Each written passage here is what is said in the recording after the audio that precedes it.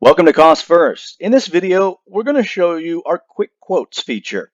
To get quick quotes on the dashboard, you'll see the Quick Quotes tab. Just click on that. Here is our Quick Quotes panel, where you enter a sales price, loan amount, and your state and county, or your zip code, if different from your defaulted county. Now just enter a sales price, let's say it's $300,000.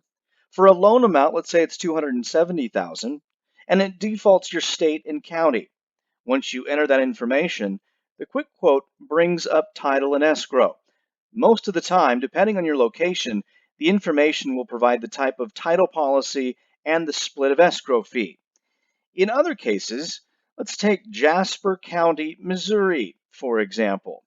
Now, the Quick Quotes panel returns, in addition to the title, policy, and split of escrow, an owner and lender title service charge, as well as a closing protection letter charge.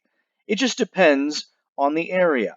If you ever want to reach out to us directly, you can always click the Contact Us link and reach out to our support desk, 1-800-252-8692, or you can email us at support@costfirst.com.